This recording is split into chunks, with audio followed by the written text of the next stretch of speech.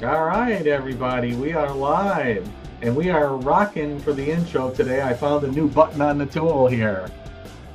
All right, I see we got a couple guys on. Welcome to the show.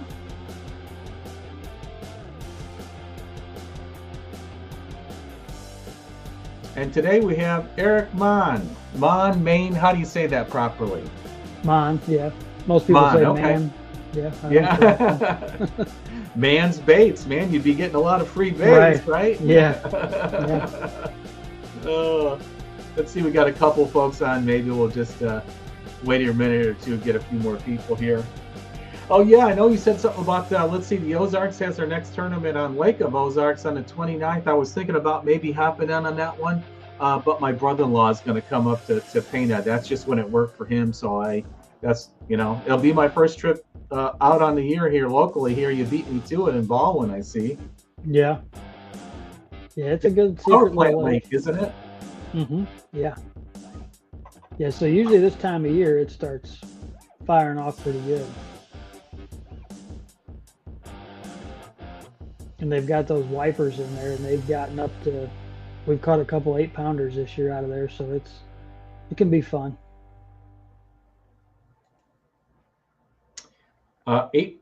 Yeah, man, that's a good fight. You think you got a giant bass on, and you're not sure, right? Yeah. Oh, you can tell. Yeah. They just start peeling off line, oh, yeah, right? They peel it, yeah. Cool. Yeah, I saw Tin Horse did a show on there, and he was out there like the first day of the year, and the water was still about 48 or 50 because it's a cooling pond, right? Correct. Yeah. Yeah. So what was the water temperature when you were out there? It was like mid-50s, and that was kind of towards the cooler side. Yeah. So if you get up by the discharge, it's probably in the 60s now, depending on if they're running or not. Wow, even at this time of year, huh? Oh yeah, even you can go in December, January, and you can get into the 50s if you go by the discharge. Yeah, that's basically what that video was. Mm-hmm. All right, we got 5 people. We're rocking here. We've got Eric Mahn. Let's see here. Which divisions do you fish, Eric? So last year I fished just a line eye. It was my first year doing it, and then this year I jumped into some of the Ozark. I don't know if I'm gonna do them all. Probably will. Just and then I'm gonna do a line eye also. Cool. Mm-hmm. So yeah, you already had the first Ozarks here. That was just a few weeks ago on Table Rock here, and you mentioned you actually cashed in a check here. So yeah, we'll get to that. That's exciting. Now now it's got you hooked in that one, doesn't it? Yeah, it's a good start. So it's hard to not do them. Yeah. Depends on the next one, of course, but when you start out 20th in points, that's pretty good. Oh yeah. Good. So let's wind it back to the beginning here. I always ask guys, hey, how'd you get started fishing? Yeah. So my dad, obviously, he was a big fisherman, way more like panfish and catfish, stuff like that. And then I don't know, we came up around, like Bill Dance was big. Like I think TV fishing kind of just started when I was younger. So and then you had Bassmasters, and I kind of got into bass fishing on my own, and then converted. My dad started bass fishing too. But yeah, once you get in it, and it hooks you. Literally. Yeah. Where'd you grow up? Did you grow up in Missouri? St. Louis area, yeah. Mm-hmm. St. Louis area. Where are you at now? I live just south, like 20 minutes south in Herculaneum, Festus area. Oh, down by Festus, just take 55 and go south. Yeah. I'm one exit before Festus when you're going south. So how long does it take you to get to Rend? About 2.5 hours. Oh, really? Okay, it's that far down. Okay, yeah, it's got about 2 hours for me here. Yeah. Unfortunately, all the bigger Illinois lakes are closer than anything in Missouri, so it's 3.5, 4 hours to get to Lake of the Ozarks or Table Rock or any of them. It's just over 2 for me for Lake of Ozarks, but Table Rock's like 4.5. How far is it for you? Yeah, it's a good 4.5 for me. Yeah. Beautiful lake, though, huh? Don't you love it? Oh, I love it. I would take it over any of them. Yeah, Table Rock. Yeah, Hmm. cool. All So have three you fished there? species. Yep. Yeah. So, Have you fished it much before?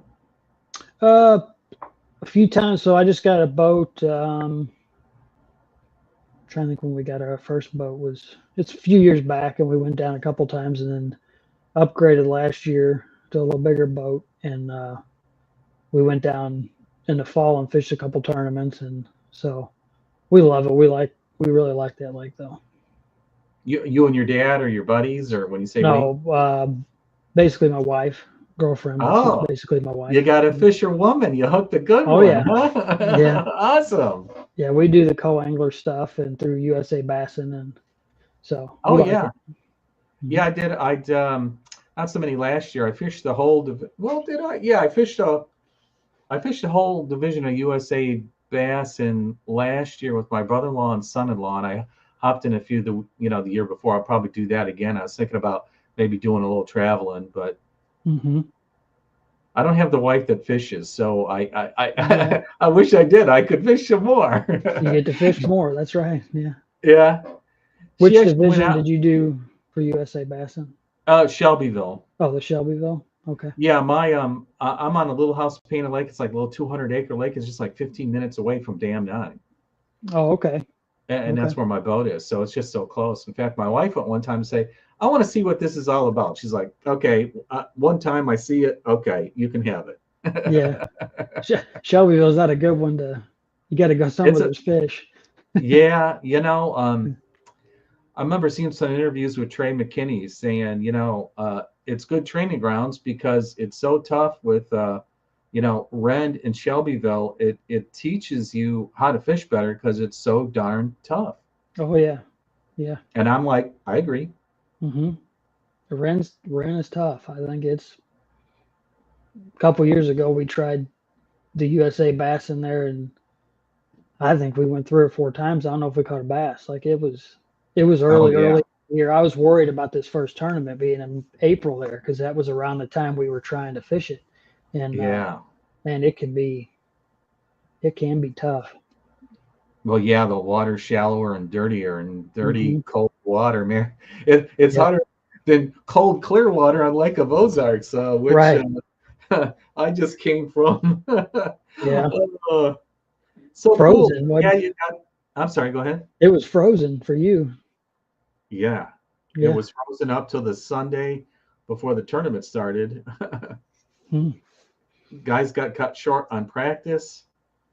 Old Tin Horse was showing himself with the I show. pickaxe, trying I to watched get him. Yeah. out. Yeah, breaking his way out.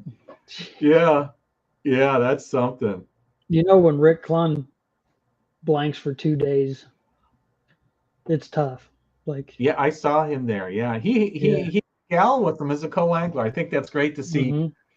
Like you say, your wife or whatever. But women. I saw a few women from the Michigan division last year, up in the regional there, and um, it was in opportune times, and I didn't want to seem weird like I was hitting on him, but I'm like, oh, I'd like to get some video for my channel, and you got this Bass Fast Her thing going out there, and I think it's great to promote the sport. Yeah. Yeah, for sure. Unless they start kicking our butt, it's no Yeah. good. Yeah. All right, yeah, like everyone starts fishing with their dad or their grandpa here. What gave you the tournament bug here when you first start fishing tournament? I'm trying to think back. Goose Creek is around here, and it's like a private little lake, and they had like Tuesday nighters, and I got into a few of them with a buddy, and then trying to think. I think USA Bass and father-in-law and me got into some of those, and then from there it just I don't know. I like the competitiveness of it. Uh, so I mainly did the co-angler side of this just because I got tired of getting my butt kicked in team tournaments from like the same guys at every lake. You go Yeah. and I just kind of wanted to see how other people attacked the lake. I can go out fun fishing and catch them, and then you get in there on tournament day, and it's like a whole different game. So I just Oh kind of yeah. want to see how these boaters like find the areas they find, or like if they fish different, what do they do differently than what I'm doing, just to see what I can improve on. Oh, absolutely. I did the same thing. I remember, you know, uh, kind of mastered my little 200-acre lake. Well, I know all the hot spots and I know the time of year because I spent so much time there. And then I started going to Shelbyville and Blanken and Shelbyville and Blanken. And then I'm like, okay, I'm starting to catch some on Shelbyville. And then I saw this MLF thing and I'm like, hey, all right, I'm definitely going to give that a try here. I'm doing good over there. And, I could do good pleasure fishing. And then I go over there and get my butt absolutely kicked. And I'm like, maybe I ought to do the co-angler thing. And man, I tell you what I've learned is just unbelievable. And like you say, their techniques, sometimes it's areas, but it's usually about techniques. You just watch how guys fish the same area differently, or take the same technique but do it differently. How some guys use sonar more than others. How some, Mm-hmm. a lot of people are, like the power and the shallow, but you know that's pretty tough. And you see all these studies about more the shallow bite kind of drying up. And if that's the biggest thing I have learned is coming from just power fishing shallow to like all the other techniques of finesse and then learning more structure and deeper and that stuff. Wow. It's a Mm-hmm. huge difference the way I look at water now when I go anywhere. How about Yeah, you? yeah. It I mean, the co-angler thing it was different. Like I was, didn't know what to expect, but I would say of anything it's taught me is like you have to have like ultra patience with it. I mean, most days I've been in these tournaments, 2 or 3 bites is all I get. Yeah. Now I've been Yeah. lucky in some of them and they've been the right bites, but besides the second day of the regional, like I caught more fish that day than I probably did the whole season in Illini Wow. division. The second day, were you up at I just pool couldn't catch the 14? keepers. We were in Oh, yeah. 14. Hmm. Yeah. Yeah, the first day Yeah. I went to 13, got to fish for an hour and a half all the way back, and I was one of the 4 boats that had 2 co-anglers in it. Oh, okay. Yeah. Who was your other Yeah. co-angler? He's from our division. I can't Scotty. He's been in it for a long time, I think, Yeah. but Okay. I can't think of his last name. But we each had one keeper, and then the boater had I think 3. But Nice. we had Nice. another hour to fish that spot. We probably could have, you Oh, know, yeah. made a difference. But yeah, I was hoping they were going to change it this year and move us more in the middle to where it wasn't such a run. Hike. But yeah, didn't happen. Yeah. I think it still says Quad Cities, right? I wonder if all that work's going to be done where they originally were going to fish, so we don't have the 1.5 boat ramp, Yeah, right? yeah, that was awful. Well, even 2 is tough, like at Shelbyville. Go down to Gunnersville, man, there's 4 to 5, and it's like no problem, 160 boats. It was quicker than 80 boats Mm, in our division. yeah, yeah, yeah. Our facilities are not, especially like the lakes we're fishing. Now you go Yeah, and down to we're like Lake of the Ozarks and Table Rock, it's totally different. The Table Rock, most of those guys didn't launch there. yeah, They drove the boat in from somewhere else. yeah, So, yeah. I've done that at Kentucky a couple times, and other things. People got these other little sneaky little ramps, and it's great. It avoids the hmm, pile up at the ramp. yeah, If you got a place to put the boat for the weigh in, it's totally the way to do it. hmm, yeah, yep. And now that we got to take off at some different areas. I forgot if we're at dam not at 9 just once or twice this time, and USA's gone off the other ones, but it's only 20 boats. But last year, Illini, we had to go up to the north side one time to one of those small Wilburn or one of those, and I think Wren Lake. I just checked the other week, and we're not taking off out of South Sandusky. We're on the other side. Um, Something Gun Creek Conservatory or something. It's a different area. So Oh everybody wow. watch it. We're taking off from different spots here. And I guess they used to Huh. take off over there, but moves it around a little bit. But it's not sailboat.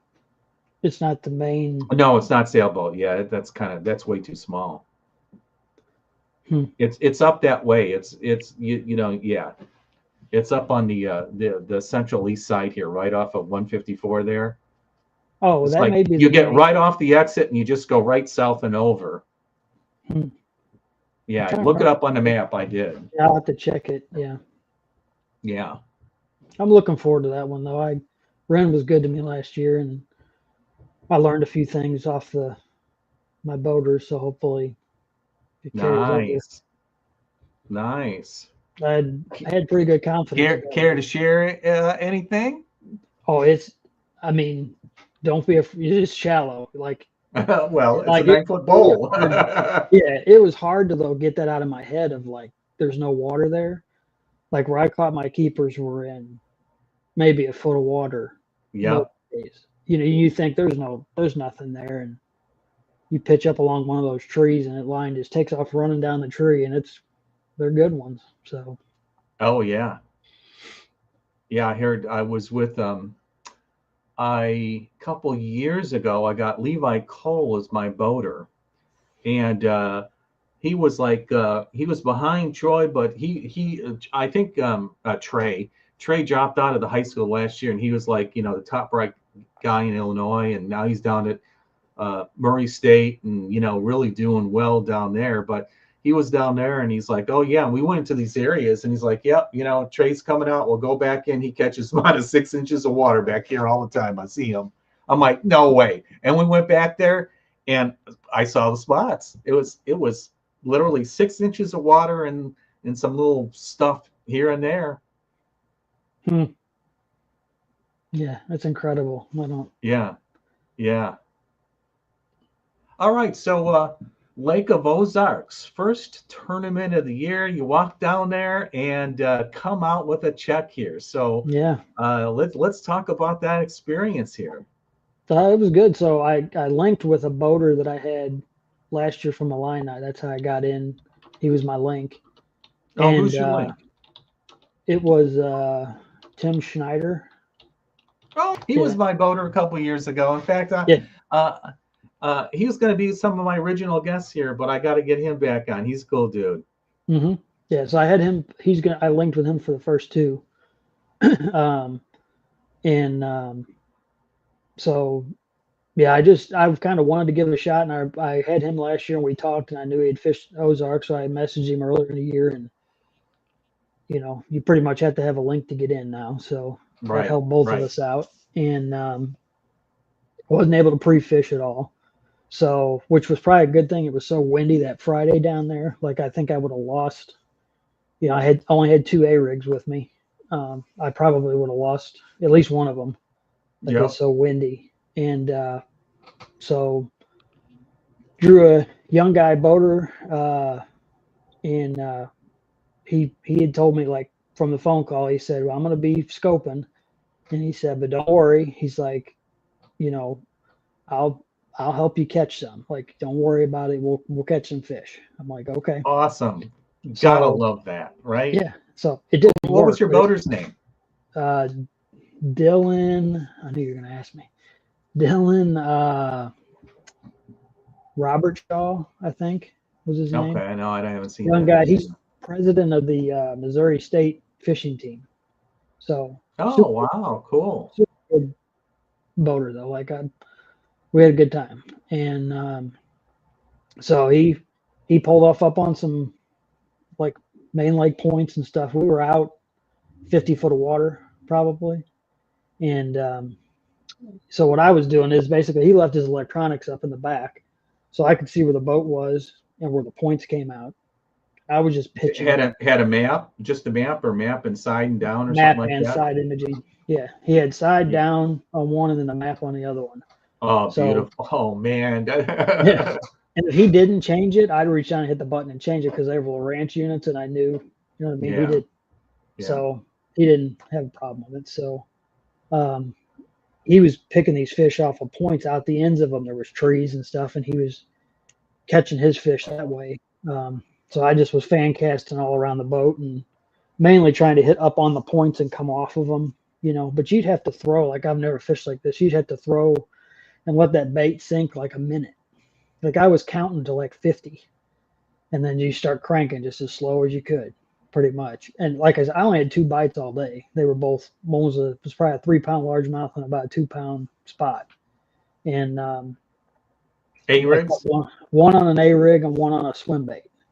Yep. And my swim bait fish was deep, deep. He hated to fizz it, and he was fizzing his too. So he knew what he was doing. He did a great job. But yeah, my swim bait fish, he had caught one and had told me kind of throw out towards this one area. There were some trees out there, so I just pitched that swim bait out there and let it, like it was like 50, so it hit the bottom, just riding it back, and I felt it bumped a limb, and as soon as it bumped that limb, one grabbed it. Yep. That was my second keeper.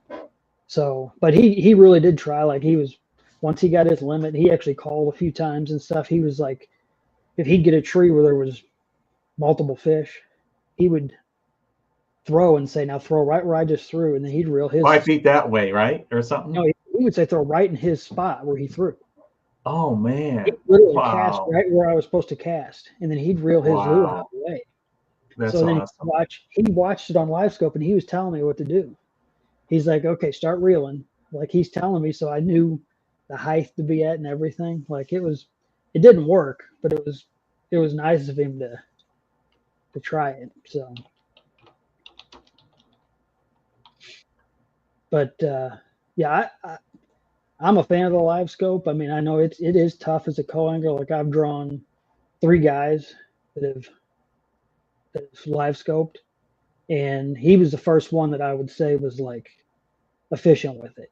He could pull in an area. He could tell if it was the right fish. He could the other 2 guys could pull in and do what most of us do, and like they're guessing. You know, they're hoping they're the right fish. So yeah. I like it because at least you're around fish.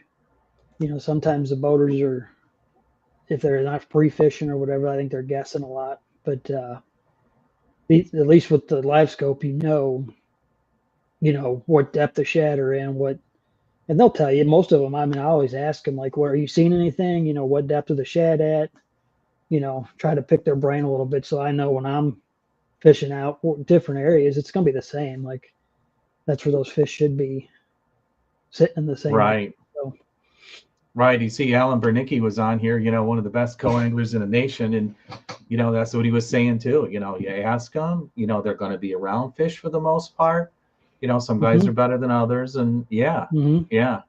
I mean, sometimes it can be, really tough, but it's better to be around fish in fan casting than not around fish in fan casting. Sure. At least it's in your head that you're around fish, because you can get in where you're like, you just don't think there's anything there.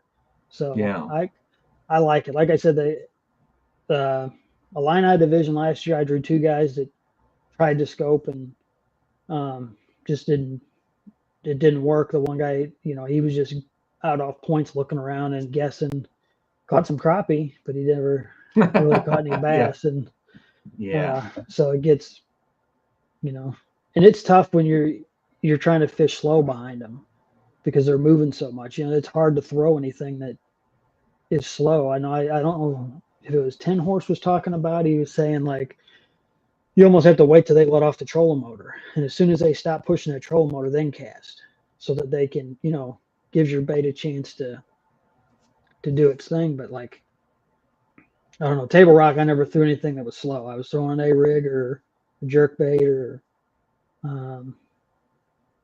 that little swim bait, and that was the other thing that I caught on with that boater. Like, so my A rigs, I'm throwing like a 4-inch swim bait on there, and he had little like 2-inch, 2 1/4, little tiny ones. Yeah, man, it was working. So to go for a co-angle, like I got thinking when I got back, because I lost both my A rigs in trees because you can't see them. You're just guessing, and then once that thing hits a tree, it's done almost. Yeah. And but I was thinking if you'd use like a weedless swim bait hook for your hook, that it might, you know what I mean? I was thinking like I've been looking at different hooks and trying to figure out like what I could use to get those through at least some kind of cover to where you're not losing, $25 a pop. Oh yeah, I know. I mean, I was at Ozarks. I I lost a couple too, and same thing, man. That's expensive because when you're up front, you're scoping. You know where you're going, you can see it. But when you're on the back, yeah.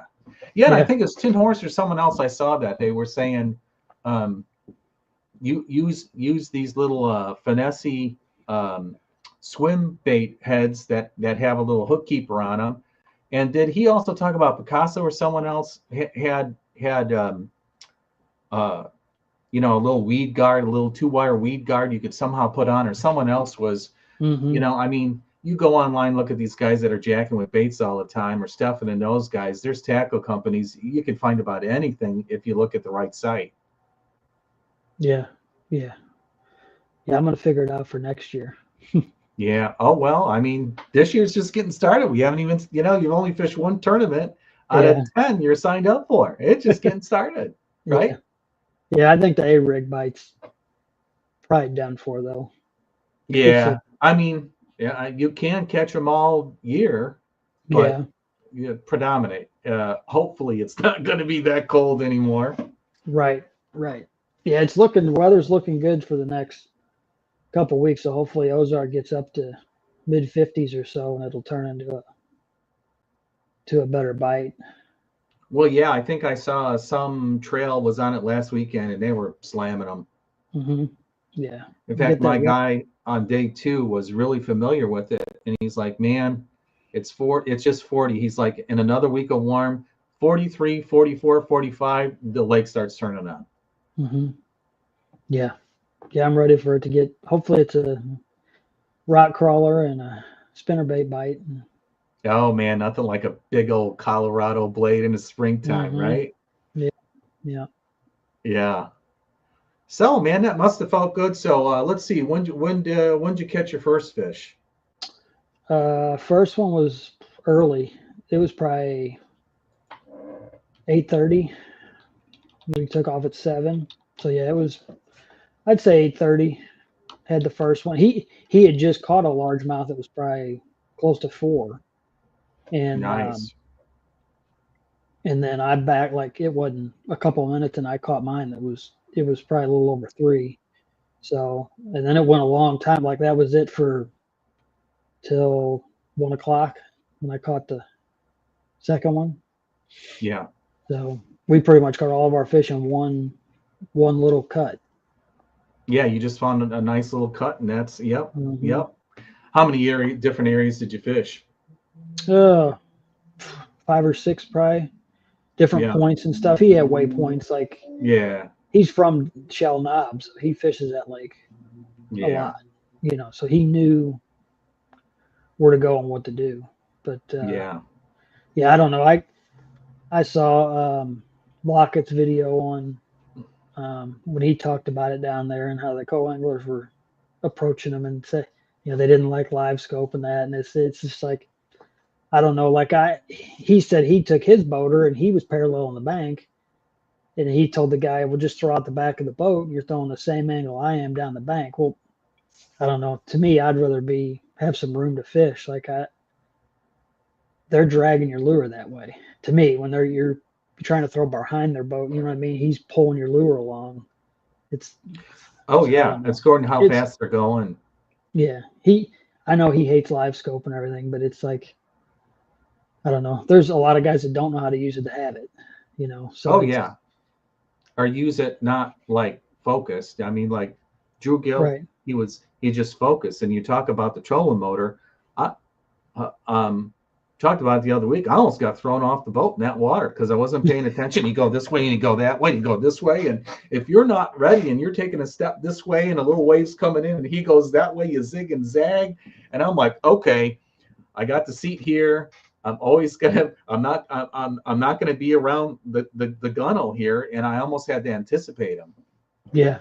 Yeah, that would be And my then if kid you're just fishing something like a crankbait, it's just too easy to get hung up when he's pulling, you're going that way, and you can't feather it through rocks and stuff. You're hmm just pulling into it so bad, So yeah, I mean, I've had to do that, but you got to put the weedless jig on or some weedless hook or, yeah. something exposed or something here, and you're still going to lose stuff. Right. 2 years Right. ago on Run Lake, God, I must have lost $100 in tackle one day. It was just, some days you can go there and not get hung up, and some days it's like back to back casts. Oh yeah. Well, Jim, you had Jim on like the first one, and he was my Yeah, boater there for Ren. The first one, I had two keepers that day, and they were both on top water, and they were almost back to back cast.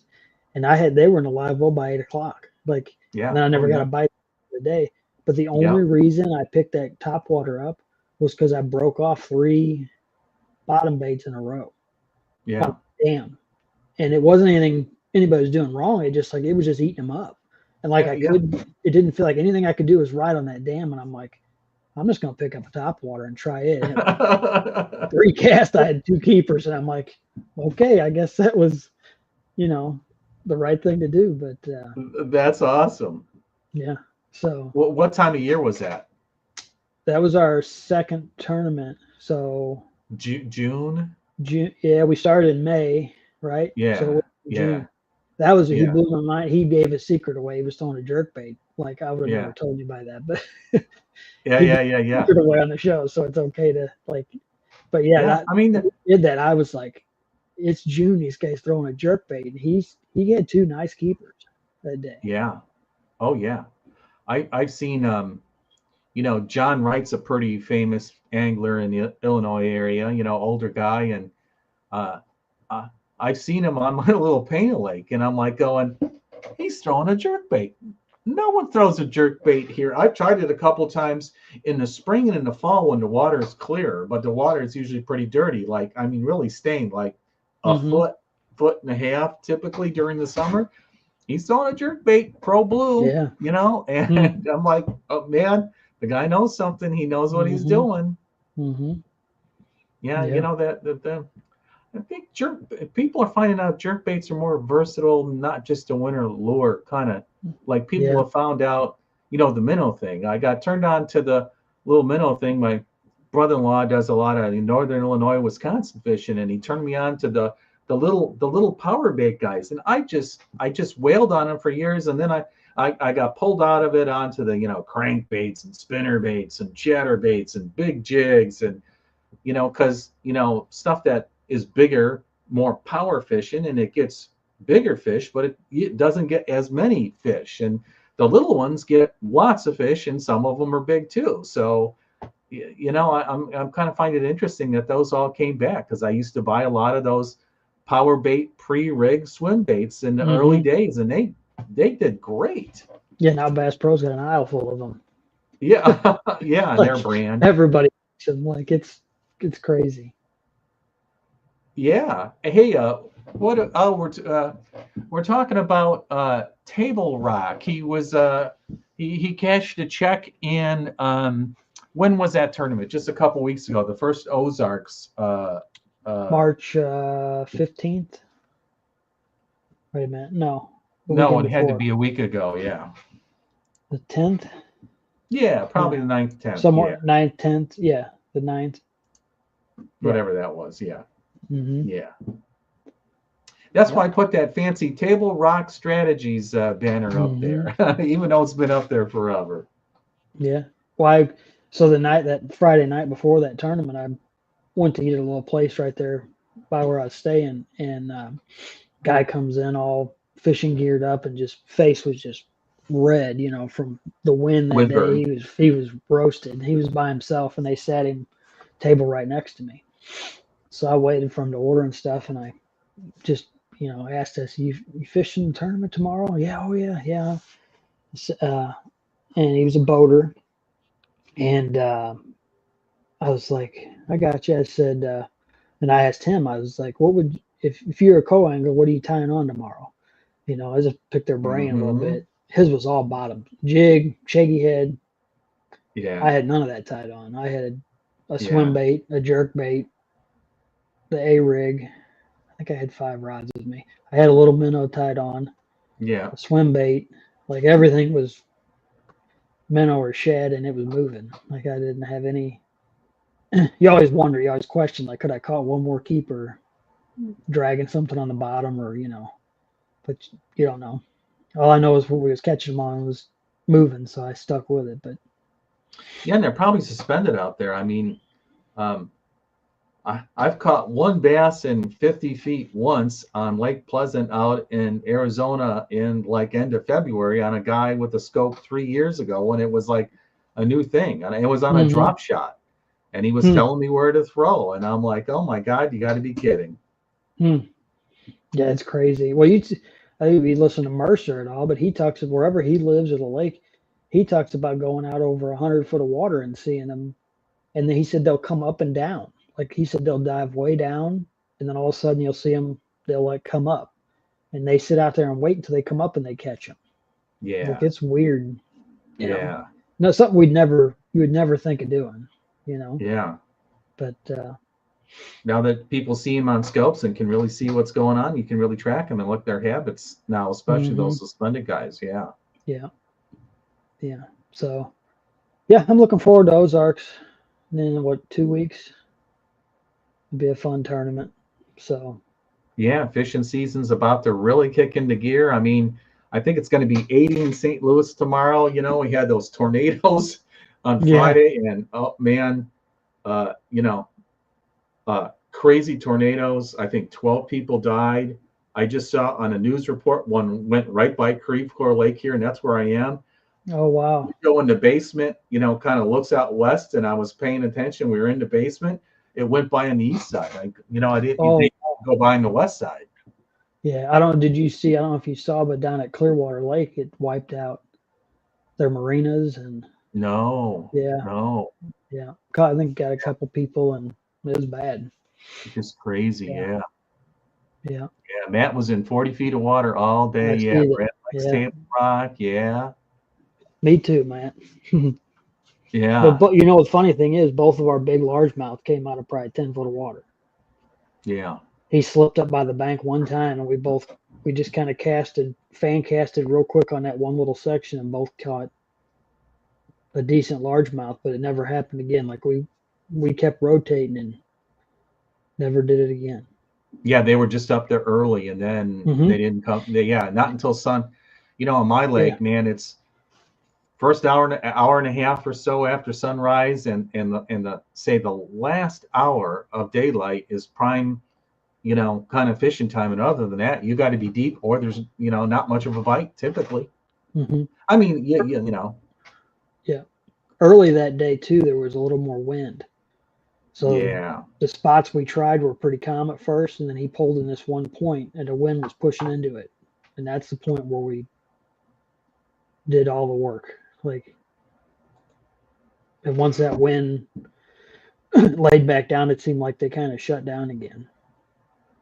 Oh yeah, very very typical. Yeah. Yeah. Matt was throwing a rig most of the day too. So did your motor do any good, Matt?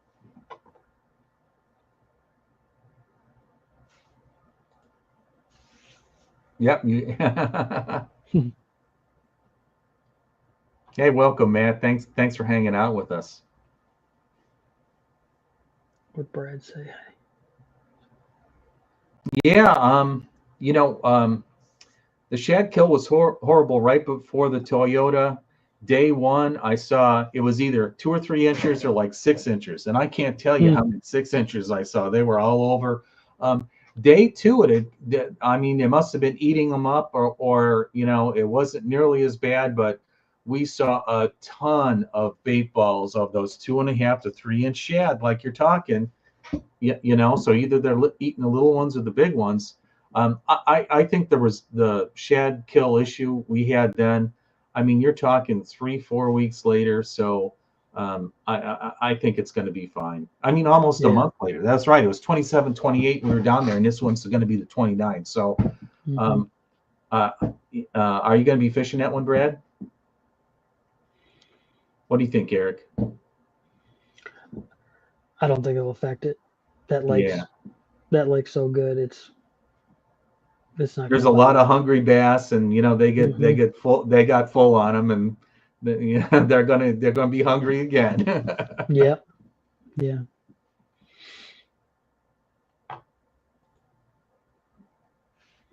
Oh, yep. Do you get a check?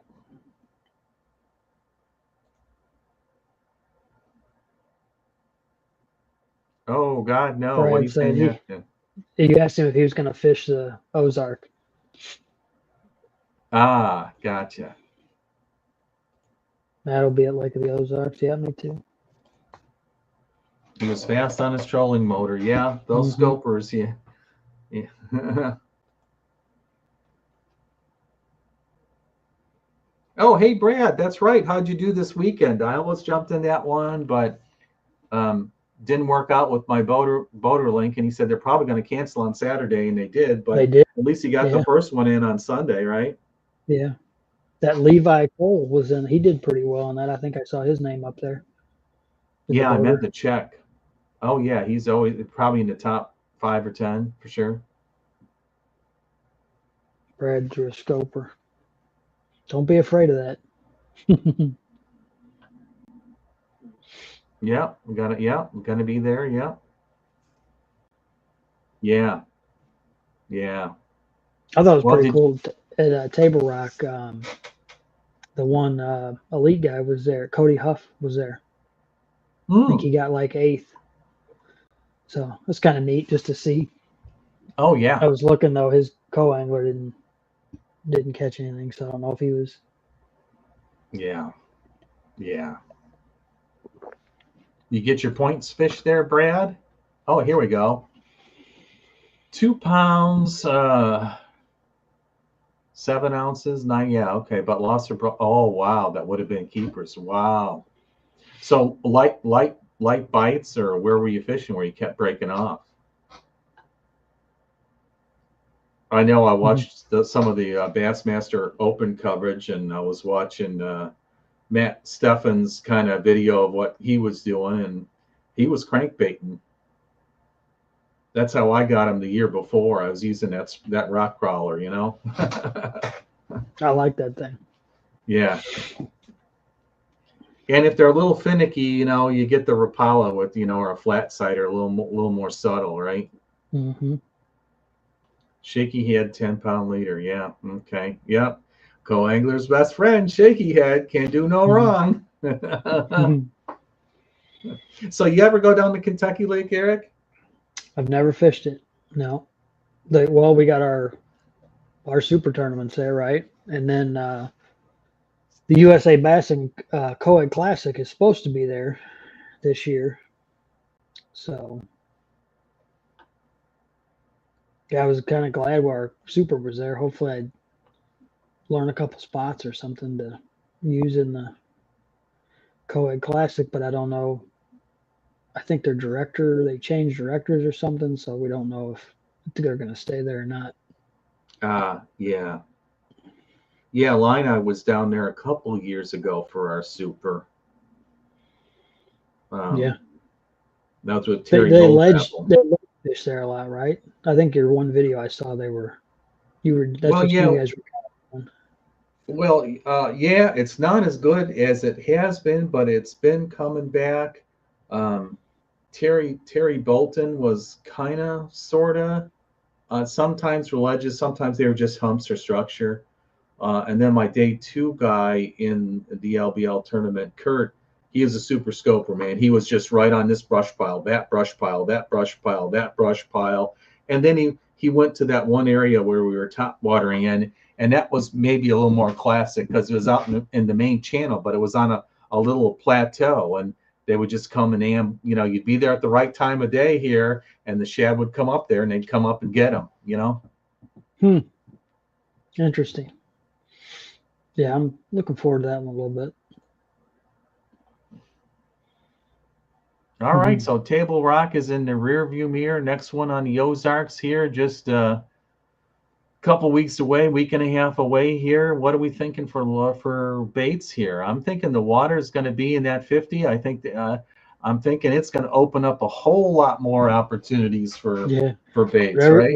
you want to tie on, pretty much. No, but I would I go over this pretty much on my way to work every day, like you know, reviewing what I would probably thinking to do. Or I already gave it one away with a red crankbait.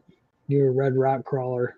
Lake of the Yeah. Ozarks springtime is money. I lost a giant down there in the Bash one year on that, and Do you spinner. do you like the red or do you like the brownish kind of more, kind of Yeah, red? the Or does one it that's got matter? brown, yeah, brown, red, Yeah. brown. It's moving so fast. I don't think they're just reacting to that, zipping by Yeah. them much. Now they do. I mean, early in the year they say they'll just like creep those things, like where they're just barely, you know, moving them Moving over, them. maybe a little more. Yeah, and then weighting them so they just sit there. They don't rise, right? Hmm. Hmm. With some lead.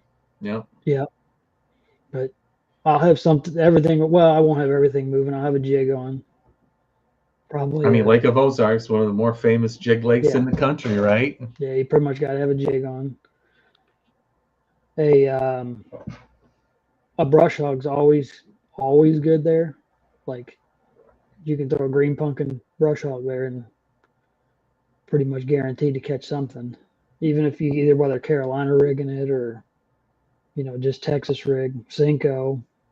Depends on what you want to fish, like or how your boater's fishing. If he's moving, you're gonna have to adapt a little bit to what he's doing. If they're going in bed fish, they could be bed fishing. You could get a guy that bed fishes too, and they're pulling in and right up against them docks. If he's working in behind those docks, you're gonna have to work the outer edges or the opposite side, or so then you can slow down. And that's what I'd have a couple things to throw on the bottom that you're confident in, and then a couple things that are moving. A jerk bait might not be a bad idea. Right, If right that water alongside hits, floaters. I mean, hmm Lake of Ozarks, um, 90% of the time I've been with people there, it's dock fishing and maybe yeah, you're 10% up, maybe 10% others, basically. yeah, you're gonna be fishing docks. That's pretty much You what like they're dock fishing, you're at the right place. right. Yeah, yeah. Unless they find some like long points or something where you can get away from, but most of it's probably gonna be docks. We take out a PB2, so it could be anything. If they stay in the state park, then it's all rock bank. Yeah. It just depends. If that water, I'll tell you one thing I learned fishing the Bash. If that water hits 57 degrees, you can throw top water. They'll hit a buzz Wow, bait. really? In 57-degree water, they'll hit a buzz bait. Wow. Hmm. Yeah. I mean, it's, some scopers still might be scoping. They like those. Yeah. I would like if you get a scoper there and hopefully they're on points or so, hopefully they're just do whatever you can to get them to turn those electronics on where you can see where that point's going and throw, you know, up on that point as far as you can or whatever and drag it off. Or that's what I tried to do at Table Rock, was just use his electronic, and I'd ask him, like I would just verify with him, hey, the point comes out this way, right? Yep. He would tell me. So Yeah, like Alan was saying, if they don't, sometimes it's like lithium batteries or not, but if they don't, you just keep asking them. And I hmm sit there, man, a lot of times I'm just looking at his life scope. I kind of move hmm around where I can, you know what I mean? You do what you hmm got to do, right? sure. Yeah.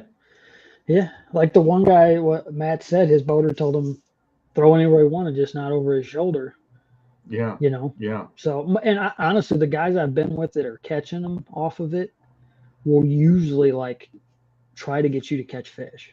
Like that's the yeah, one thing MLF could probably help co-anglers. I talked to this boater about it. Was like they need to figure out a way to incentivize the boater for the co-angler to catch fish. Like yeah, whether you could combine their weights to make like a side pod or like um, I don't know if they would do something that like, because I've been with boaters that are like they cheer you on and they're all about you catching fish, and then I've been with boaters that most of them, they'll most run of back them. there and net the fish, drop in the bottom of the boat, and turn around and run right back to the front. Like they could care less if you catch a fish or not. Like, Yeah, and it's not you're not on a guide trip, right? yeah, So it's not yeah, really, but it is nice when you get one that like gets yeah. involved with you and like you're rooting you on kind of deal, like, or they're happy when you catch a fish. Yeah, or So they're giving you direction, or they're helping you mhm, out, or yeah, yeah, totally. second I day second day of the regional up in Mississippi, my boater was catching them, and once he caught like 3 in a row, he literally reached in his bag, grabbed a weight, a hook, and a bait, and handed it to me. And he goes, "Tie this on right now." Yep. And he goes, "And you're gonna just throw right where I'm throwing." He goes, "There's a pile of them there. We're gonna catch them all." And Wow, we that's did. awesome. Yeah, yeah, super cool guy. So Yeah. Brad's interested in what brand shaky head you like to use. Brad, you're not gonna like me. I don't throw a shaky head. Oh, I rarely throw a shaky head. Like it would be my last alternative. I'll throw a jig or a Texas rig over a shaky head. Yeah, yeah. I just I don't care for them. Like I don't like open faces. I break off too much setting the hook, and I get snagged a lot with them. Like with shaky heads, I don't know why. It's just I'm more comfortable throwing a Texas rig, or I've got them in my box. I've got them with me, but like, yeah, I'll throw a shaky head if it's the last alternative, or if my boater was like, slaying them on it, I'd probably tie one on. But Texas rig or jig, Sweet. yeah. So what's your typical Texas rig setup? Weight and hook size, hook style? Mm, 3-aught, 4-aught, depending on the bait. I like the sweet beavers or like Yeah. a rodent style creature bait. Yep. Cinco's good. Like you can't go wrong with a Cinco. You can fish it, 10 different ways. But Yeah. Yeah. so I would throw a wacky rig over a shaky head.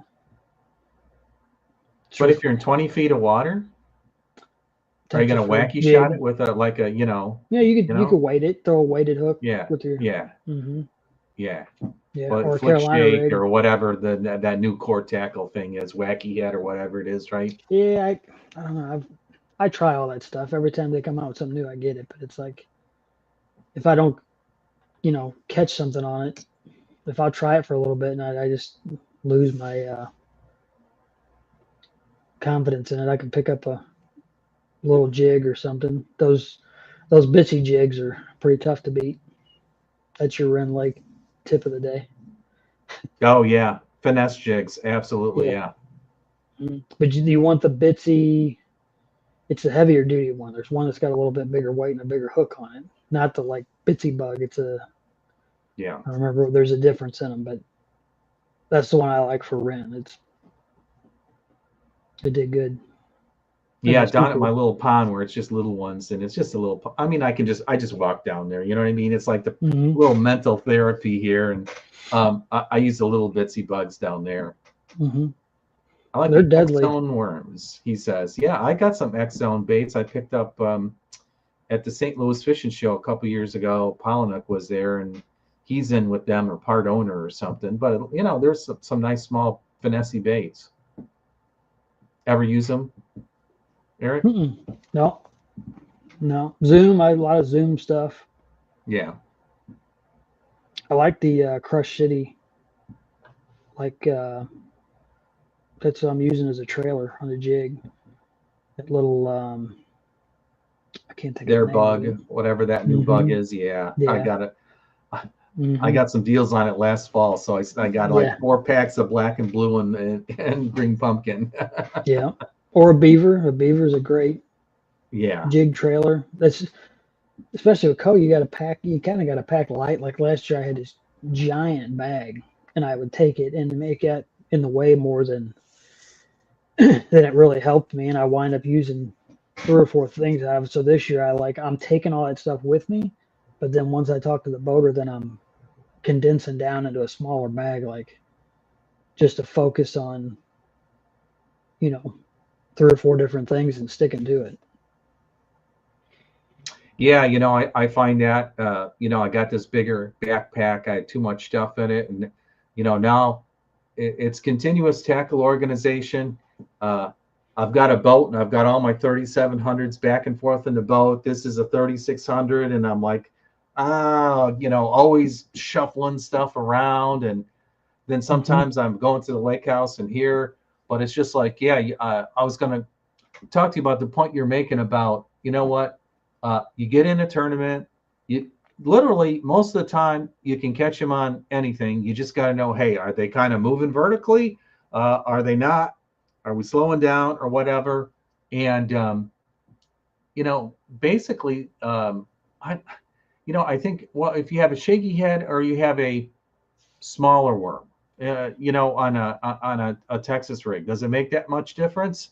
You just put a smaller weight on, right? Mm-hmm. Yeah, it's just whatever you're comfortable doing. Because if I do throw a shaky head, I feel like I wind up fishing like a Texas rig anyway. I'm picking it up Yeah, and dropping it. yeah. I mean, I may drag it a little bit, but like, truthfully, what do you like? I mean, they call it a shaky head. Are you supposed to stand there and shake the thing? Like, you know what I mean? Like, Old to school, me, they said to do it, but you guys ever see anybody around doing that here is anymore? no, no. So But you everyone watch them and shakes the minnow. Everyone shakes they the shake minnow. that Notice minnow. Yeah, that? yeah, yeah. I'm good at catching crappie with it, but that's it. Yeah, Yeah. yeah. So. But yeah, getting down to tackle management, it's always a hassle. So I've kind of found, um, I've got my backup bag with me. I take in the vehicle, right, and then I Mhm. either talk to guys or okay, we're at Table Rock in the spring, or we're at Ozarks in the spring, or you start to kind of know the patterns. And you compare it down. You talk to your boater or a couple buddies, or maybe you get the practice day of fishing. And you could say, okay, I'm going to do these 3 or 4 things. I only need 3 or 4 rods, and okay, if he just starts nailing them on something out of the blue, like you said, usually they'll be like, here you go, Mhm. right?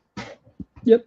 Yeah. Most of the time they'll take care of you, and you can if you're throwing something similar like super tournament on Ren last year. So I drew Jeremy Mall first day, and he was my top boater I drew all season as far as like points Oh and yeah, all he's that. always at the Like top and have been for he's years. he's good, and he makes day two easy. If he catches, I think he had 2 or 3 come off on him. One we saw. We went back later, and he threw in this bush 20 times and fish never bit it. He went to take off and go to the next tree, and I flipped the jig in that bush, and that fish grabbed it. Put me in I day had two. that's so cool when Yeah, that happens. I yeah. had that happen at Ren Lake a couple years ago.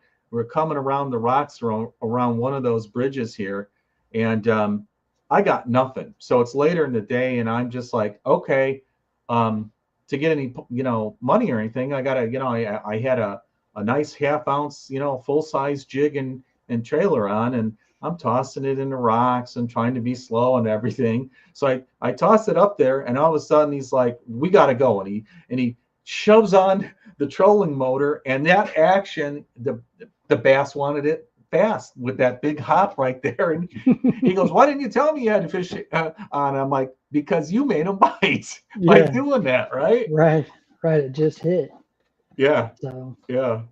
It's a 3.5 pounder. I was like, "Whoa, hmm hey, net!" yeah, exactly. When you pull into it, you're like, "I'm snagged." Oh, no, you're not, hmm right? hmm That's a wonderful feeling. It is. Yep. When the snag starts swimming away. Yeah. Keep swimming. Yeah. Uh-huh.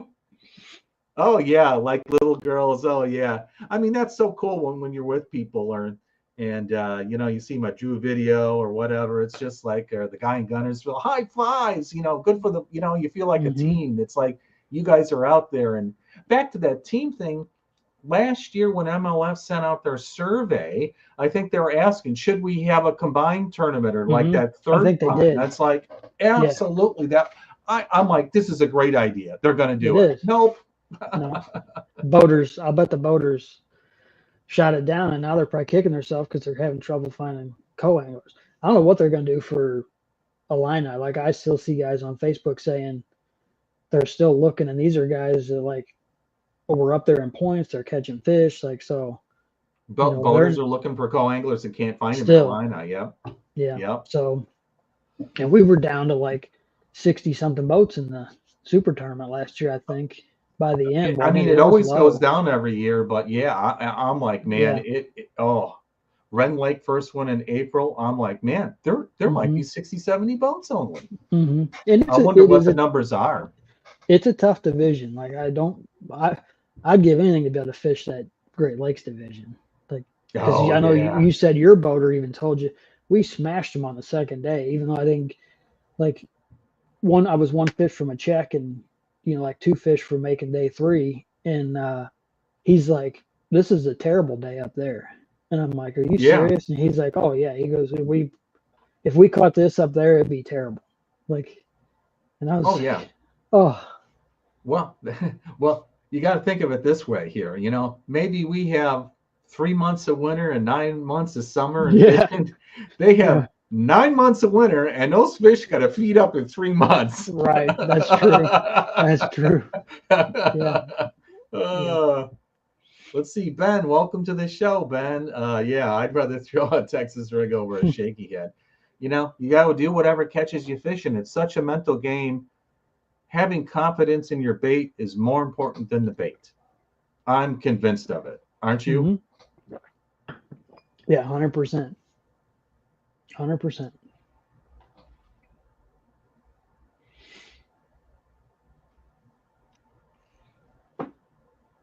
Here, Matt's asking, Um, it's according to the mood of the fish, you got to feel them out. I'd bring both. yeah, you definitely gotta have both. I don't know. Here's the thing. Like, this is what I like. My goal is going in is like 6 pounds, right? That's 32 pounders. So, it just depends. To me, those fish down there like bigger stuff. They always have. Like They're I'm bigger. It's a always, bigger grade pond. yeah. So what did he tell you with the dead shad he was seeing? He was seeing 6-inch shad down there dead. I've thrown like a 9-inch glide bait down there and caught 15 inches. So them fish want to eat. I don't know why. Yeah. I swear, but Yeah. they want to eat bigger stuff down there for some reason. I don't know. Not that you can't catch them on a finesse jig, but I think you'll catch a lot of little ones. Yeah. I mean, it'll be a mismatch or something hmm like, sometimes I think, okay, the bigger bite windows are that early morning window and that sometime in the afternoon. So in the morning, throw the big jig, see how you're doing. If they keep biting it, keep going on. But if the bite gets tough in that midday period, try downsizing, right? hmm Also, watch what the boaters doing. Yeah. You want to Yeah. I be mean, a lot of that's times they're throwing jigs, and I don't want to be throwing a jig right where you threw a jig, right? hmm I mean, it is a or be a great, little. It needs to be a little different. Like yeah, yeah, totally. if he's Color, if size, you feel like presentation, weight. yeah. If Weight you is feel like really he's almost more important, don't you think, for the rate of yeah fall? yeah Yeah. yeah. If you feel like if he says he was catching them, like, and you believe him, because trust me, they're all catching, or they all say they're catching them, but reality is they're not. So Uh-huh. um, that Jeremy Yeah. Mall was throwing a pretty good sized creature bait and getting his bites. Well, that's when I went to that smaller, that like finesse jig. It was really similar, right? I mean, really close, but it was just a touch smaller, a little different action. Yeah. And I was behind him throwing that. I got in the boat on day two with my boater. We didn't talk at all about. He pulled the same jig out. Guy was throwing this, I mean, almost identical jig to what I was throwing. In my day Wow. two also. Really? It's like that's just weird. Like so Yeah. um, Who's your boater but day two? young guy. I'd have to look it up. I don't Yeah. know. I'm Okay. terrible with names. Like I'll Yeah. remember their faces. I got all their names saved and Yeah. stuff. Yeah. But Yeah. you get to where there's too many of them, So I had to get a new link today for my Illinois boater back out. Oh wow. Yeah, that can happen too. oh, Jim, And he was sometimes Jim. That Jim wasn't oh Jim. Him and Jim hooked up, right? no, no, it was the other guy. It was the other guy. Oh, But not Brad. Yeah. Sorry to hear, but did you get a new link on the Facebook page? And for people don't know, Phoenix Boats BFL or just Phoenix Boats on Facebook. That's where you find all these links here. You just get up there and advertise and get right up on it. mm-hmm. Illini has its own Facebook page also. Illini BFL, really? Hmm. Yeah, they No, have I their didn't know own. that. Yeah, but I'm in both of them, and you see people post in both of them. So what's the yeah, can you throw the URL in chat or what the name of it is? I didn't know Hmm. there was a I thought it was one size fits all that MLF. Is it officially MLF or is it just a side group? It's BFL Illini Division. Huh. Okay. Um, yeah, Just BFL LYNI Division Facebook group or links to. yeah. There was a guy just posted 6 days ago that he's looking for a co-link, and he's got his phone number there, and nobody's like replied to his message or anything, so I don't know. Oh wow, yeah. But yeah,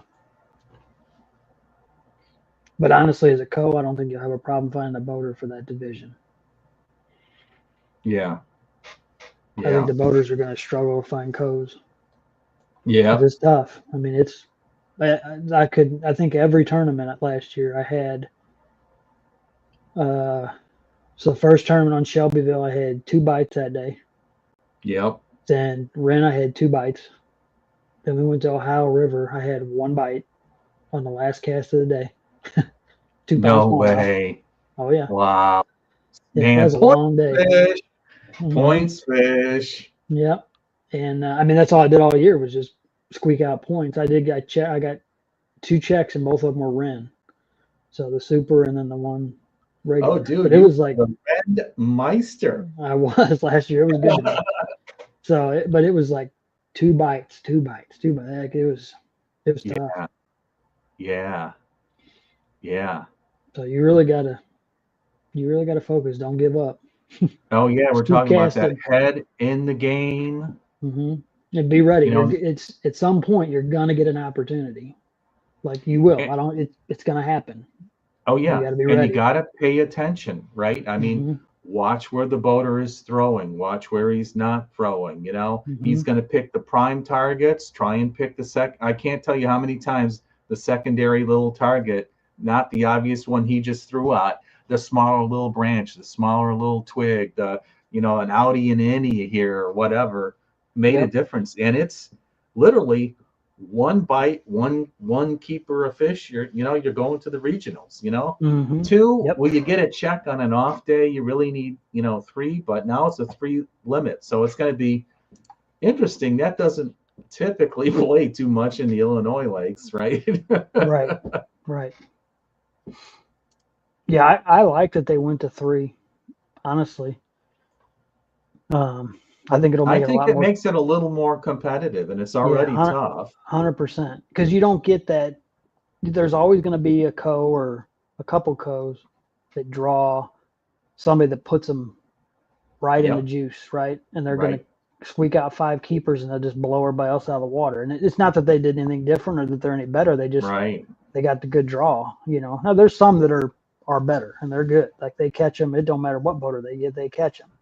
right. So, but I think it kind of levels the playing field some to go to 3. I like it. I think it was a good decision. Makes it more competitive.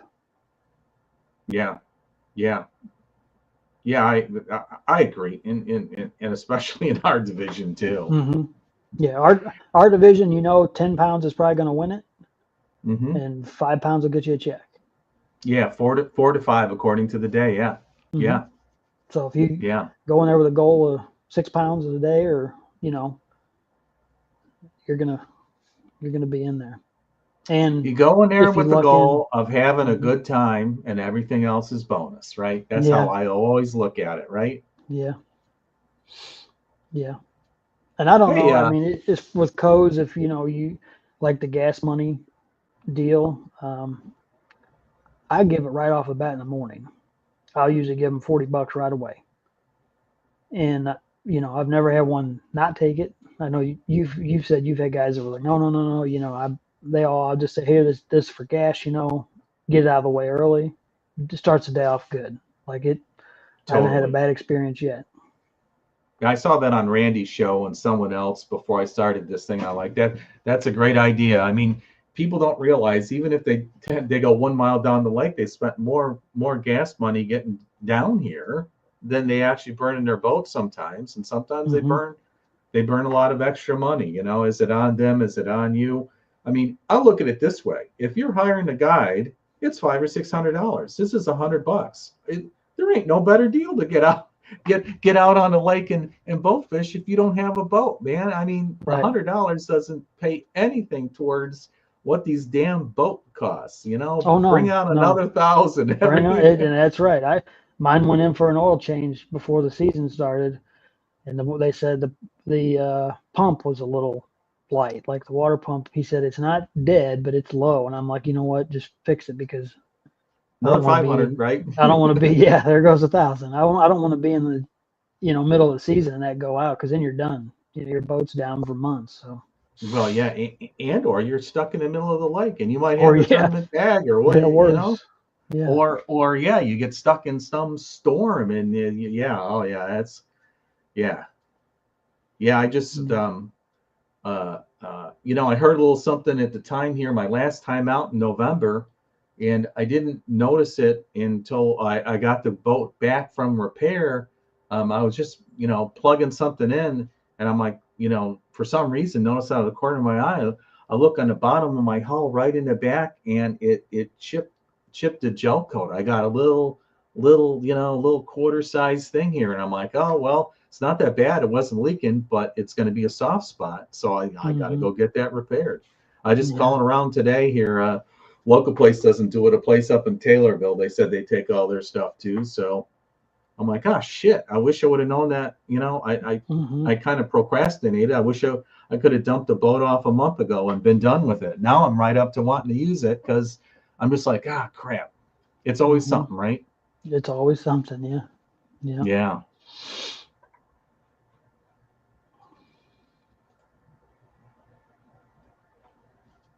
What's Matt saying?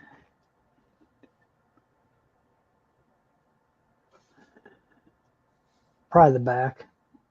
I mean, that time of year, they're going to be everywhere. Some are going to be pulling in, some are going to be done in their business, or, it's, who knows?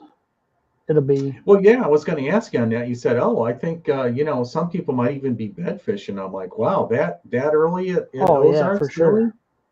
100%. Because the bash is the following weekend, I think. Mm-hmm. And almost every year down there in the spring, we'll see some on beds. Yeah, but just some, the early ones, you mean? Yeah, it's not a bunch, but like I think last year, I'm not fishing this year, but last year the kid caught the winning fish off a bed. There was 2 boats down there together, and he said that the one guys had found that fish, and they threw at it like all day and couldn't get it to hit. And he come pulling in there, and they're like, "Why don't you throw in there and see if you can get it to hit?" $100,000 fish. Oh man, yeah. Yeah, you know what? You just got to hit all the targets. Yeah, some days you'll notice a trend, but sometimes the trend will change from the morning to the afternoon, or when the sun's out, or the wind's blowing, or the wind changes direction. I mean, in a different part of the lake, different structure of a dock. How much water is that dock in? How much water is on the back? How much water is on the front? Mm-hmm. Yeah, a lot of that too will depend on where your boater goes. Right. If they go up the river, dirtier water, shallower, it's going to be warmer. If they run to the dam, it's going to be it's clearer, colder, deeper. Like it's all just depends on what that boater does. Yeah. There's Gary. I agree with you, Gary, wholeheartedly. Although sometimes when you're having a bad day of fishing, it doesn't feel like it. It doesn't feel like it at the time. But that's back to that mental game. You're like, it's noon. I haven't even had a bite. The guy's scoping. You throw up your arms, it's game over. No, man, you got to buckle down, and you got to really. It's really so much more of a mental game than I thought it would be. It's big time. The Ohio River, when I had one bite, I told you it was the last cast.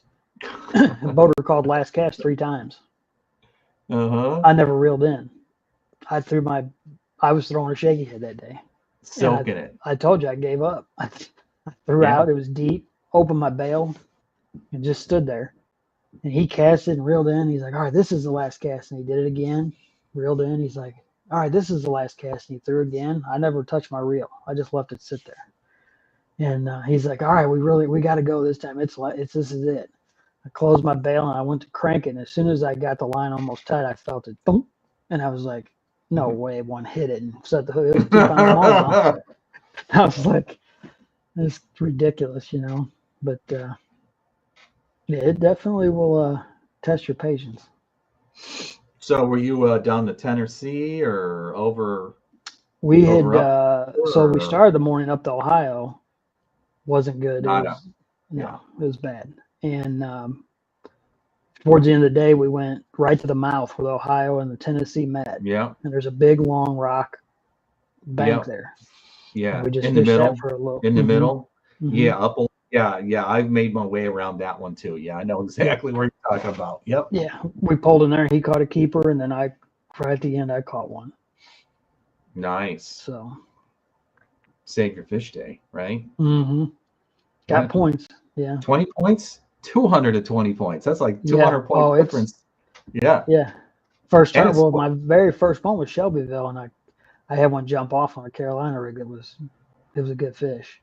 Yeah. And that was so heartbroken. That was my first tournament, you know, and I blanked, and I was like, this is, you know, not good. And then I get to Wren and put 2 in live well before 8 o'clock, and it was, you know, then I'm thinking I'm winning. Like, I'm like, if I can just get a couple more bites on Wren, this is going to be good. And yeah. Never some happened. days it's so easy, right? And some days it's so hard. Yeah. Yeah. That's for sure.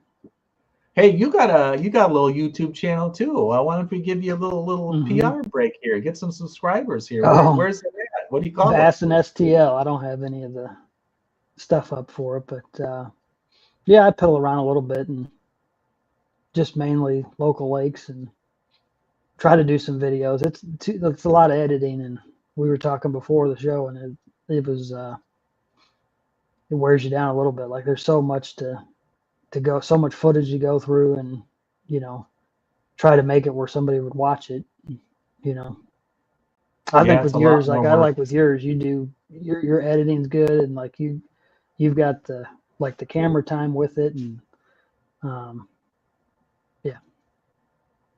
yeah, what helped me with editing is I've always been into music, and I've done a lot of home studio stuff with music, so it's really similar on the editing side, but it does take the time. Video's different, you know, kind of watching the hundreds of hours of YouTubes of other people, and not that I'm trying to be different, but I mean, there's just techniques, and, you know, reading up on YouTube, and you know, using the AI tools. And I'm not trying to be fake, but you know what I mean? I want to get viewers. That's the reason I do it, you know? Sure.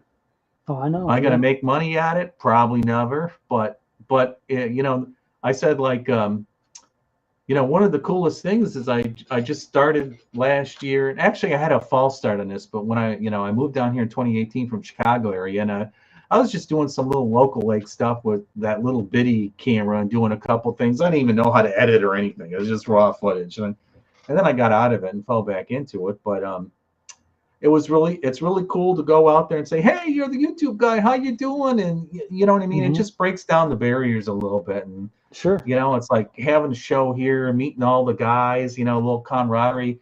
You know, next year I'm going to know so many people. One from, you know, it'll be my third year, fourth year, 22, 23, 20. This will be my fourth year kind of doing it.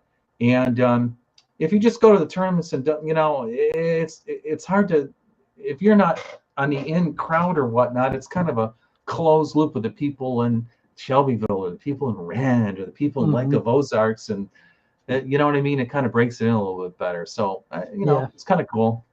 I got a big mouth. So. I like to talk.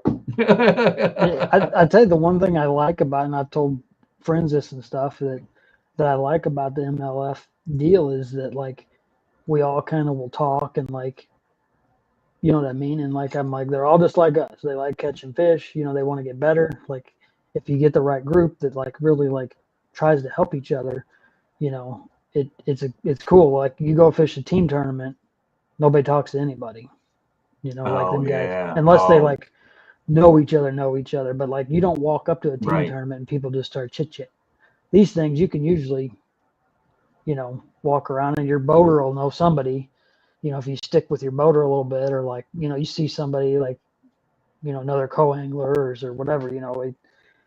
So I kind of like that. I like the picking people's brains a little bit and just seeing, you know, what their thought process is maybe, and that's the one thing I like about it. Yeah, I love it too. And there's that competitive side too. We all have. That's Mm-hmm. part of the little itch we're Sure. scratching here on top of Yeah. being out there, and something to do, something to put your brain together. I know I've read a lot of studies on as we get older, if learning new things is exercise for the brain. If you don't exercise your brain, it's like not exercising your body. And my dad has Alzheimer's. I'm like kind of worried about it, and I've been reading stuff and looking at heredity. I haven't taken the test, but I'm like, I get a kick out of learning new things and reading new things. So this has been a big challenge because there's so many variables not in our control that are uncontrolled variables. Mm-hmm. That's what makes it so cool, right? Right. Right. Or so bad on those days, and Right. so cool when Right. they jump in the boat. Look, this is easy. Um, Mm-hmm. my first tournament of Coangler was on Ren Lake 2, and I drew a guy that's been fishing down there for 25 years, and I had 3 fish, got a check, and I had the fourth fish was like a 4-pounder with like 15 minutes to go. Came right up, like saw the boat engine, and just spit the hook and took off here. I would have had my piece of hardware. I came in 6th place. I was this far from hardware. Oh, That would have put me in second or third. I wouldn't have won. The guy had like 11 pounds or something big, yeah. but yeah. And I got a check last year too. So I don't know what it is. I've zeroed on that lake, and I've gotten checks on that lake too. Mm-hmm. It's a tough one. Yeah. The Yeah. trophy's my goal this year too. I was 6th at the super, same as you did. One out of the Yeah. one Oh out. man. Yeah. I don't have Mm-hmm. that piece of. I need. That's my goal this year. It's like, okay, next time I want to win one, but no. The goal is to get a piece of hardware. You got to get a piece of hardware first, even if it's 5th place, right? That's right. That's right. The kid. Well, it's funny because the boater that day, Richard Skiff was my boater for day 2. Young guy, Yeah. I've super seen cool him. He's kid. always in the top 10 most of the Hmm. time. Yeah. Yeah. And buddy, when he sets the hook, he sets it. Like I set the hook pretty hard myself, but that kid sets the hook. Like for a little guy, he lets him have it. And but he that was what me and him were talking when we were going in. He had a pretty good day. I think he had three, and he's like, man, I just want to get into 5th. I want that trophy. You know, he said that you spend the money, the Yeah. trophy's there forever. You know, and he's Yeah. right. He's exactly right. Yeah. You know, like that, you Bragging get that rights. check, yeah, that's great, but it's gone. Like there's nothing to show for it. You know, so that trophy, Right. little bragging rights. Brad's asking your channel name again. Oh, it's Bassin, BASSINSTL. And I think I did a capital B and then this STL like the Cardinals. Yeah. Oh, thanks, Jessica.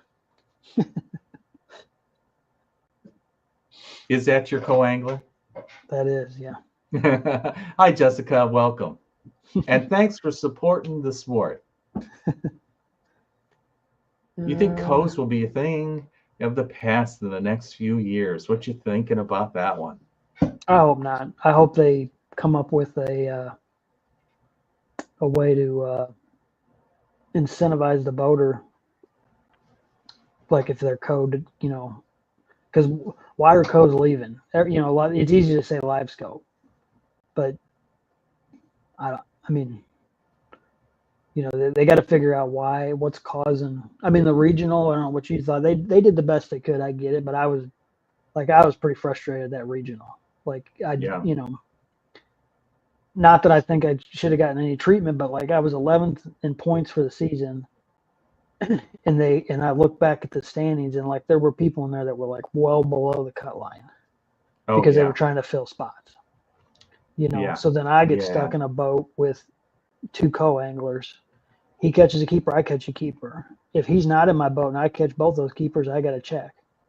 Oh You yeah. know, Yeah. so I think that I mean, I understand you got cows and a boater bows out, but is that fair to the boater or the other co-angler to put three in the boat? yeah, I mean we stood Oh, shoulder to shoulder. Now once I think I caught my keeper first, and I told him, I'm like, look, our goal today is for us to each catch one fish. yep, Like yep. that's got to be our goal. And I said, if I catch one before you do, I'll stop casting, and I did Oh wow, until he wow. caught a keeper. Then once he caught a keeper, then we both started fishing again. But it was like it just was a bad deal for everybody, right? And Yeah, um, yeah. and then day two, they don't have an off limits, and the guy made the All American by catching him out of the tube, basically. Say that again. So I didn't hear this. yeah, so they didn't make there was no off limits for day two. So the release area where all the fish were being released. I thought you meant somewhere else. You mean the release area wasn't off limits? No, I have and never my heard of boater on that. day two called the tournament director and asked him because we were a real late boat number. And then we saw one of the boats that had two co-anglers. He Just started there. He went right over there. He had a limit before they were done calling boats. no The boater did. way. Boater would place Wow. 65th in his division. Yeah. Oh, I mean, I'm that's just not. saying, like, Yeah. and the co-angler, the one co-angler had 14 pounds was his co-angler. And he made that guy, I think that guy wound up making the All-American. He had to catch him. He still had to catch the fish. It Yeah. wasn't Yeah. Yeah. against Yeah. the rules. I'm Yeah. not Yeah. Yeah. No. No. The saying rules that at were the all, but like, rules, but it's just like, I didn't even think about that. I just take that for granted. Wherever the release area is, it's off limits. I mean, yeah. everyone knows about the other tournaments on other lakes and Sailboat Harbor, and everyone makes their pass there. And I've caught Mm-hmm, fish there too, mm-hmm, and they've had holes in their mouths, but mm-hmm. it wasn't off limits.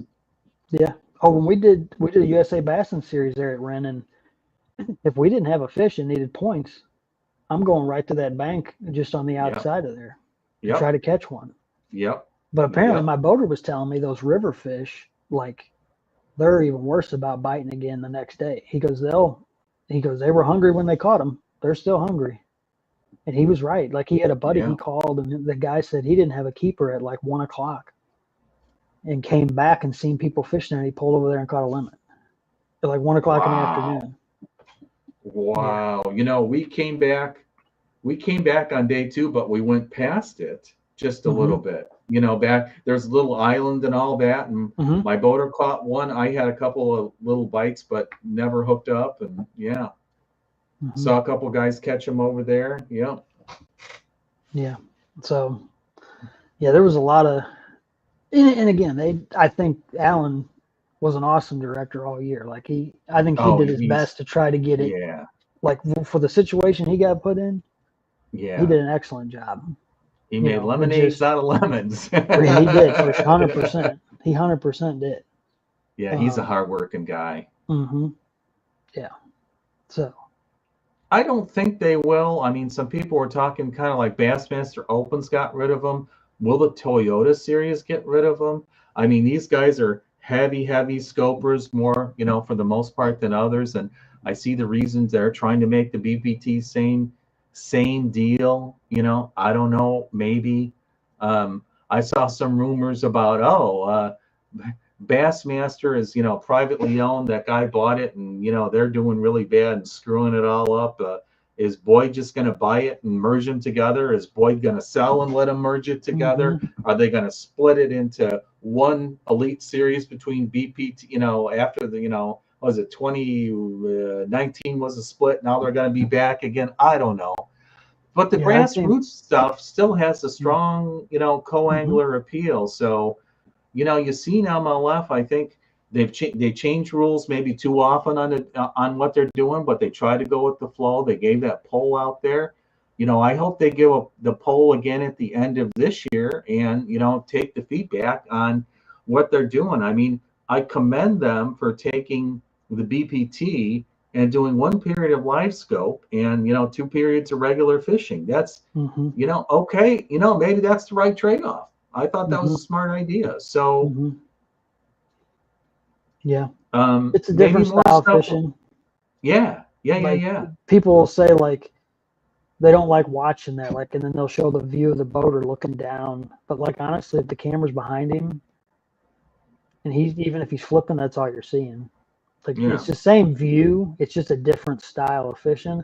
I think what some of it is they don't interact. Like the ones that are good, like some of them younger guys, they're really good about like They're just interacting with the they're just, camera, well, yeah. Yeah. and doing live scope like that JT Tompkins. I think he really like interacts with the camera when he's doing it. But you're right. Then there's the other ones that like they never look up. Like they'll run into stuff because they, Yeah. I've just done it. Yeah, I You got a scope on your boat too? Oh yeah.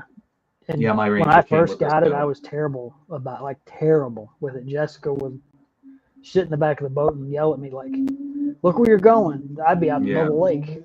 You know what I mean? And she's in the back of the boat, like looking at me like, "What are you doing?" Like. Yeah, right. And that to keep drawing me in, like, just go fish like you normally do. And now I've gotten to where I'm pretty good with like, I'll look for stuff with it, brush piles or structure or something, but like, and if crappie, I mean, it's cheating, but like, it's just too easy. Well, right? yeah, it is like, it's. Yeah. I take my grandkids and pick off crappie and show them, tell them where to throw and stuff, right? Yeah. So, yeah, I mean, I like it. I'm not great with it. I can catch a few fish off of it, but like nothing like some of these guys that are really good with it. And I think it's lake specific, like the Garmin Guru guy. When I had Garmin, I watched his stuff. I even went to Lake Fork and like he came out on the boat with me and like messed with my electronics. And I talked to him about that. I'm like, do you think it's a situational thing, or do you think this is good like all the time? And I think we're seeing now that it is situational, like because you saw those guys in Florida. Most of them, they might have caught fish on it, but they didn't win off of it. Right. So I think that's where it'll evolve like everything else does. But as far like the coes, I don't know. I hope it doesn't go away. I like doing it. I may probably do it another at least year or two.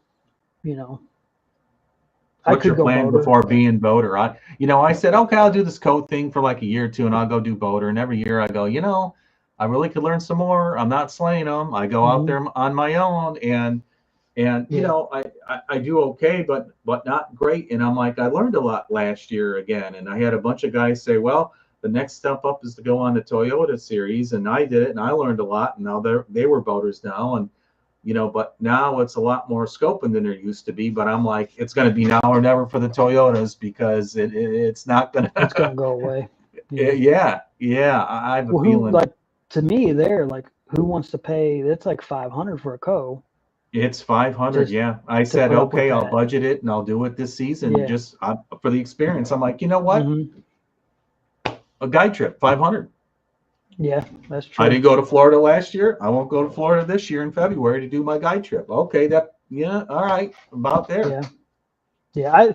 I would like to do one like Gunnersville if they ever went, like only because there's a lot of pros, like elite guys and that live down there, and if they're not out, they're going to be in that, and just a chance to draw one of them would be cool to me. Like, you know what I mean? Like, I think that would be neat to draw one. But all those hammers in Tennessee, I mean, a lot of people, the Centrals were hard to get into, and I'm like, okay, Lake of Ozarks and Kentucky Lake is reasonable for travel, and you know what I mean. And I fished them both a little bit, so I had a little kind of knowledge. I thought that would help too, versus some of the life scope possible issues. But I was watching and talking with Drew about what he's doing with the life scope, how he's doing this, and observing. And you know what? That was he's a good guy to learn from. He's pretty good. He's real good at it.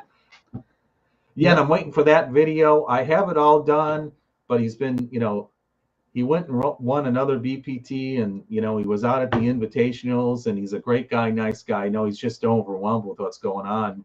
Like a pro like that, I'm like, you got to review it. He's got serious sponsors, and I cut down stuff here, but it could be something I don't know about. And I was just editing my day 2 video, and I'm about ready just to release day 2 first instead of day 1, because I'm still kind of waiting for him. Mm-hmm. Yep. Okay, Brad just subscribed to you. All right, thank you, Brad. Thank you. Hey, junior high anglers. Hey, awesome. We'd love to see the new generation coming on and getting involved here, Ben. I hope you're a member of the channel here. So hopefully your school has a fishing team, right? That would be my advice there. That seems like a big deal. Like, I would give anything to have had that when I was in school. I might have went more.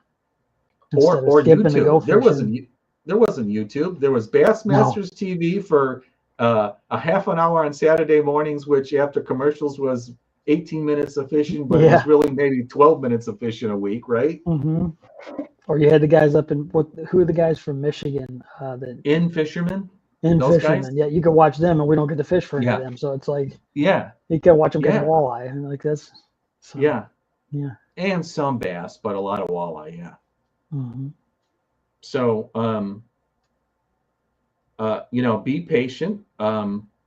You can learn a lot on YouTube. It's just, incredible about the techniques. And, I think here, coming up, especially as a younger guy, the electronics are so much more important. They're going to get so much better.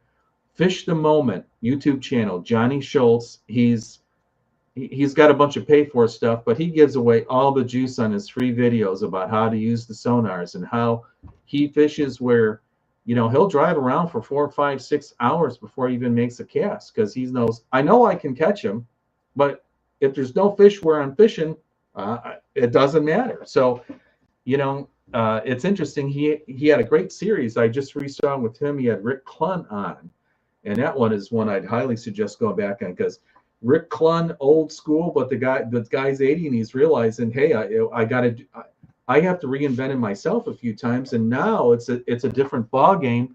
He's talking about him and Van Dam. Hey, we used to say 1,500 casts or 2,500 casts a tournament, as opposed to 100 or 200 of the right casts. Drew was I was talking to Drew about that, and it's like, well, the optimum point is probably somewhere in between, but everyone's searching for it. Mm-hmm. The other thing is, like, don't get caught up in, like, you have to have that. Like, if you love fishing, go fishing. Absolutely. Like that stuff will come.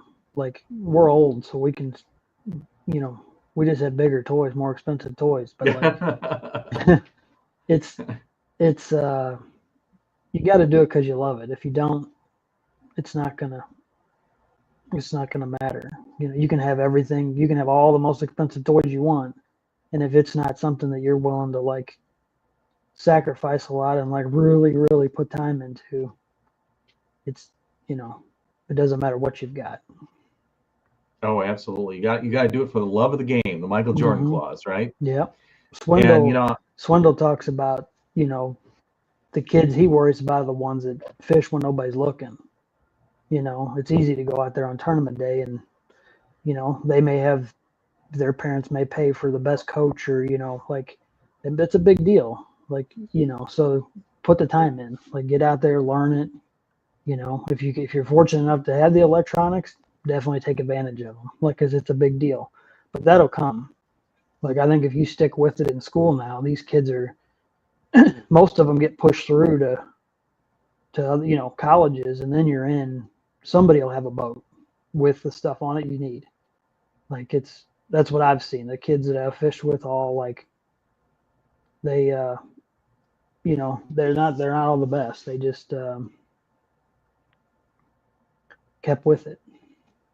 Well, yeah, I mean, and the classic techniques are there, and shore fish. I mean, I still go out and shore fish, and I shore fished a lot. Even before, when I got into it, did a lot of Lake Michigan fishing, different styles of fishing. You always learn something from different styles and different techniques, and like I agree. I mean, even when I'm not catching anything, I get exercise. I'm I'm out on a beautiful day or not beautiful day. I'm outside in the outdoors. You got to like that part of it too, right? Mm-hmm. Yep.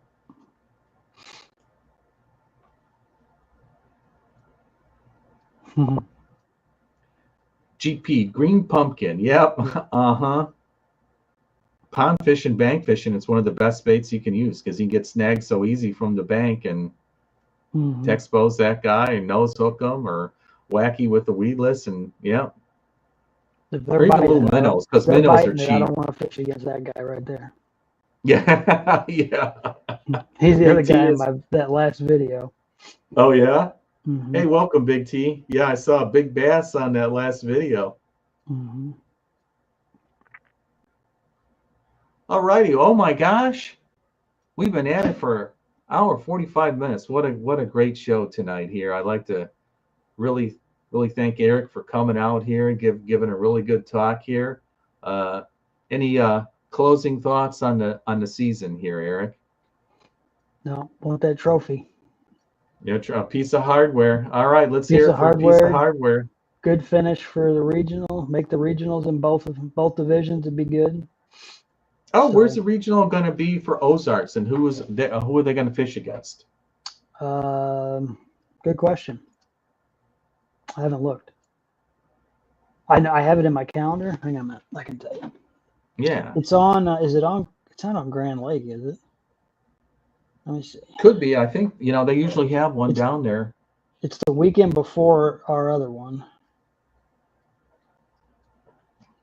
Uh, I just have it saved as a date. I don't have the location because I didn't Yeah, know if yeah, I was gonna do them yeah. all, and then had a good start at Table Rock. So now if I can, keep that going at the first one at Lake of the Ozarks. I know they go Truman and then Table Rock and then back to Lake of the Ozarks for the Super, but I don't remember where the regional is.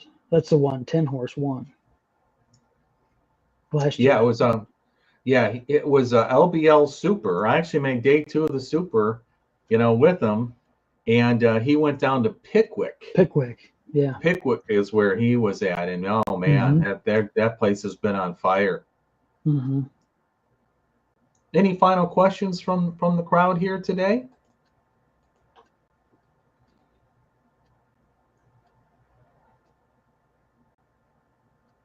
All righty. Well, thanks everybody. Next week, I'm going to be out of town all weekend, moving my daughter right down the street from Table Rock into Bentonville, Arkansas. She got a new job out there. I'm going to try and have a tentative plan for next Monday night, but according to how things go, I give it a 50-50 right now, but we'll see. I'll let you know. I call fishing my water therapy. Me too. Oh, here we go. Jessica figured it out. Grand Lake, Okie, and Ozarks. Yeah, I think Tim Schneider went down to the regional in Ozarks a year or two ago, and they were out at Grand Lake. I'm pretty sure. I remember watching them. Oh, lost Eric. Yep, there we go. All right. Thanks, everybody.